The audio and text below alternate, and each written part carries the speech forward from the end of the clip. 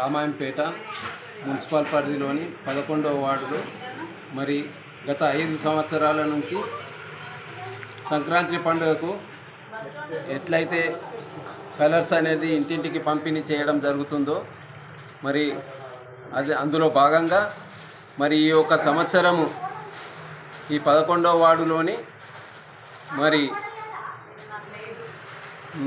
మాసుల భాగ్య శ్రీశైలం గారు సుజాత శ్రీశైలం గారు మరి వారి యొక్క దంపతులతో మరి ఈ యొక్క కార్యక్రమం నిర్వహించడం జరుగుతుంది. ఎందుకంటే గత 5 సంవత్సరాల క్రితం కరోనా టైంలో ఈ మాసుల సుజాత మరియు శ్రీశైలం గారు దంపతులు మీకు తోచిన కాడికి సాయం చేయాలి, మరి కరోనా టైంలో ప్రజలందరూ ఇబ్బందులు ఉన్నారని ఒక కార్యక్రమం వాళ్ళకు చేపట్టమని కోరగా వారు మంచి మనసుతో ముందుకొచ్చి మరి నేను చెప్పిన కార్యక్రమం ఎంత డబ్బులైనా ఖర్చు పెట్టుకొని ఆ కార్యక్రమం నిర్వహించడం జరిగింది. మరి ఈ సంవత్సరం సంక్రాంతి పండుగకు మరి ఆర్థికంగా కొంచెం ఇబ్బందులు ఉండడం కారణంగా మరి మీ సహాయ సహకారాలు అందించాలి. ఈ 11వ వార్డు ప్రజలకు ఈ సంక్రాంతి పండుగకు మరి ఇంటింటి ముందు ముగ్గులు వేసుకోవడానికి కలర్లు పంపిణీ చేయాలని చెప్పి వారిని కోరగా మరి సుజాత శ్రీశైలం గారు మరి మంచి మనసుతో ముందుకొచ్చి ఎన్ని డబ్బులైనా సరే మేము ఖర్చు పెట్టుకొని నువ్వు చెప్పిన కార్యక్రమం పాల్గొంటామని చెప్పి మరి వారు ఈ యొక్క కార్యక్రమం నిర్వహించడం జరుగుతుంది వారి ఆధ్వర్యంలో. మరి చాలామంది రాజకీయాలు చేయాలని చెప్పి ఉన్నా కానీ ఎవరు ముందుకు రావడం లేదు. మరి వీరు ఎలాంటి రాజకీయం చేయగల అవసరం లేకపోయినా మరి నేను చెప్పిన కోరిక మేరకు మరి ముందుకొచ్చి మరి ప్రజలకు సహాయ సహకారాలు చేస్తున్నారు. మరి ఇలాంటి వాళ్ళు రాజకీయాలకు తీసుకొస్తే మరి ప్రజలకు ఎంతో మేలు జరుగుతుందనే ఉద్దేశంతో మరి మీరు కూడా రాజకీయంలోకి రావాలి. మీరు ఇంట్లో ఉండి మీ కుటుంబ సభ్యులను చూసుకోవడం కాదు, ప్రజలను కూడా పట్టించుకోవాలి. మీలాంటి వాళ్ళు ముందుకొచ్చి ప్రజాసేవ చేస్తేనే ప్రజలు బాగుపడతారు, ప్రజలోని మన గల్లీ వాళ్ళు సుఖ సంతోషాలతో ఉంటారని వాళ్ళకి ఎక్స్ప్లెయిన్ చేస్తే మరి సుజాత గారు మరి మాసుల శ్రీశైలం గారు నన్ను నమ్మి మరి ముందుకు వస్తున్నారు, మరి ఈ కార్యక్రమంలో పాల్గొంటున్నారు. మరి ఏదైనా రాబోయే రోజులలో ఏదైనా అవకాశం వస్తే కౌన్సిలర్గా మరి నా అంతు ప్రయత్నం చేస్తా. మరి ఒకవేళ టికెట్ ఇస్తే నిలబడాలని కోరిచిన ప్రజలకు కూడా తెలియజేసిన వాళ్ళు కూడా ప్రజలు నువ్వు చెప్తున్నావు కాబట్టి నీ మాట నమ్మి మేము తలను గెలిపించుకుంటామని మాట ఇవ్వడం జరిగింది కనుక వీరు కూడా ముందుకు వస్తున్నారు. మరి ఇలాంటి వాళ్ళు ఎంతోమంది ముందుకు రావడానికి రాలేకపోతున్నారు.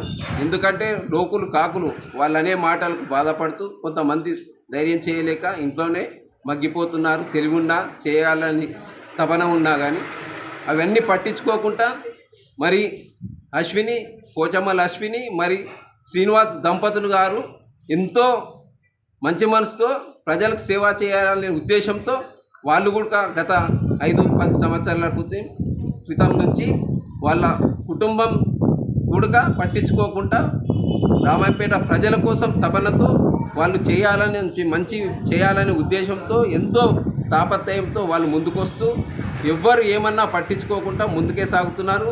అలాంటి వారిని మనం గుర్తించి వారికి కూడా మనం ప్రోత్సహించి వారు కూడా అవకాశాలు కల్పిస్తే మరి ముఖ్యంగా ఆడవాళ్ళు ముందుకు రాలేకపోతున్న అటువంటి ధైర్యం చేసి ముందుకు వచ్చిన వాళ్ళని కూడా గుర్తించి వారికి కూడా ఒక అవకాశం ఇచ్చి చూస్తే మరి వాళ్ళు ఏం చేస్తారో ఎలా చేస్తారో ఒక్కొక్కరి మనస్తత్వం ఉంటుంది. వాళ్ళు ఎంత చేయగలుగుతారో అప్పుడు మనకు అవకాశం ఇచ్చి వాళ్ళను పరీక్షించినట్టయితే వాళ్ళు ఎంత మంచి చేస్తారో చేయరో అప్పుడు వాళ్ళది గురించి తెలుస్తుంది. కనుక ఇలా ధైర్యం చేసి ముందుకు వచ్చిన వాళ్లకు రాబోయే రోజులలో మరి కౌన్సిలర్గా అవకాశాలు వచ్చినప్పుడు వాళ్ళు ఏ వార్డు నుంచి పోటీ చేయాలనుకుంటారో ఏ వార్డులో అవకాశాలు వస్తాయో మరి రిజర్వేషన్లు మారుతున్నాయని తెలిసినందున మరి ఏ వార్డులో ఎవరికి అవకాశం వస్తుందో తెలియదు. అలాంటి అవకాశం వచ్చిన వారు మరి ప్రజలు గుర్తించాలి. నిలబడే వాళ్ళు డబ్బులు ఇస్తారు, 1000 కాదు 2000 ఇస్తారు, అది అంత పూర్తికే ఆ డబ్బులు తీసుకుంటే ఆ డబ్బులతో మీ జీవితాలు మారాయి, మీ బతుకులు మారాయి. ఆ ఒక్కరోజు ఆ వారం రోజులో 15 రోజులో తాగి తినడానికే అవి ఉపయోగపడతాయి కానీ మీ బతుకులు మారవు, మీ బతుకులు మారలేవు.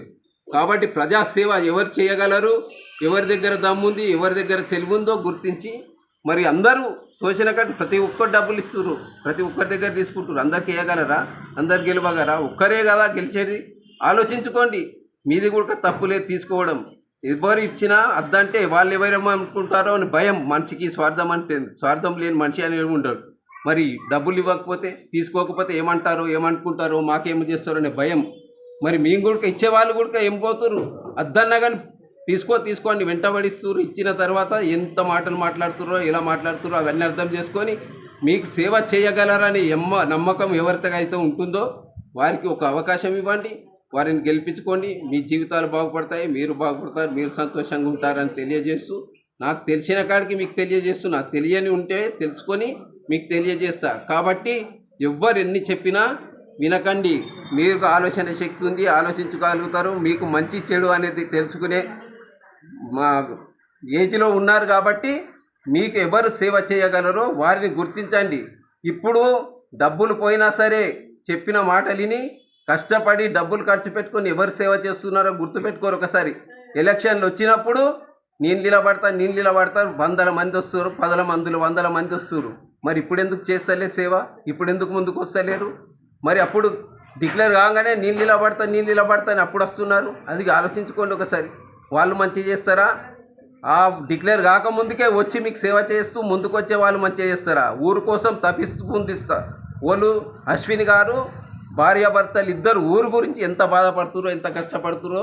వాళ్ళు సమస్యల మీద ఎన్ని రోజుల నుంచి పోరాటం చేస్తురో, ఎందుకు పోరాటం చేస్తురో ఒకసారి గమనించండి.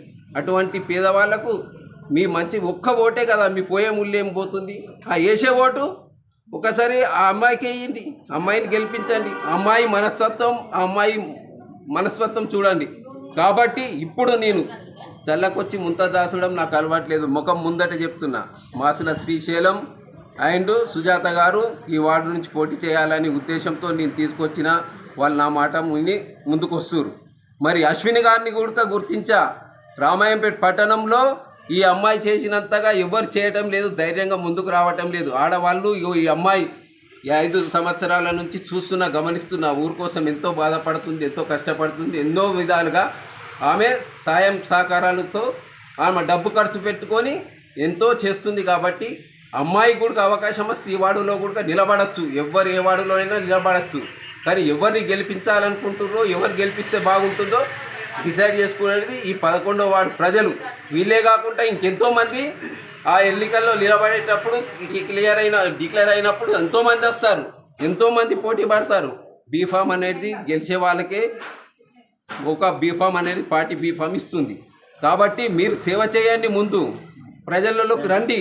వచ్చి మీరు సేవ చేస్తే పార్టీ గుర్తించి బీఫామ్ ఎవరికి ఇస్తుందో వాళ్ళు ముందుకొచ్చి సేవ చేసుకోండి.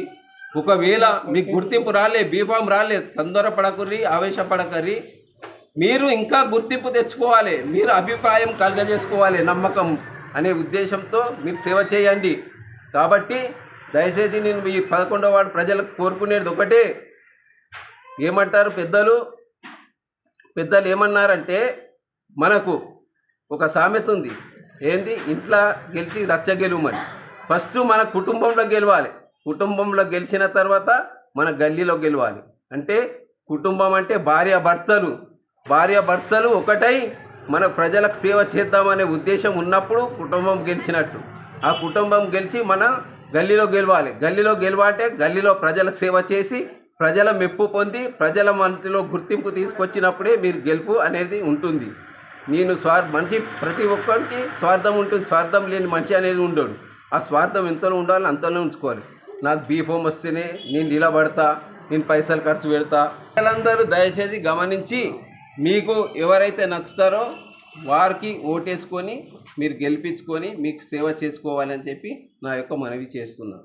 11వ వార్డు ప్రజలందరూ గమనించి మీకు మంచి మనసు గల వారిని ఎవరైతే నచ్చుతారో వారిని గెలిపించుకోండి, మీకు సేవ చేయించుకోండి అని నాకు తెలిసిన కాడికి మీకు విన్నవించుకుంటున్నాను. పట్టణ ప్రజలందరికీ నమస్కారం. నేను మాస్టర్ సుజాత శ్రీశైలం అని. మేము ఈ 11th వార్డులో ఏ సమస్యలు ఉన్నా మేము ముందుకు వచ్చి అలా సమస్యలని తెలుసుకొని మేము అలా సమస్యలను తీర్చాలని అనుకుంటున్నాము. ఈ సంక్రాంతి పండగ పురస్కరించి మేము ఈ 11th వార్డులో మా గల్లీ వార్డ్స్లో అందరికీ కలర్స్ పంపిణీ చేయాలని ముందుకు వచ్చినాము. కలర్స్ పంచుతున్నాము.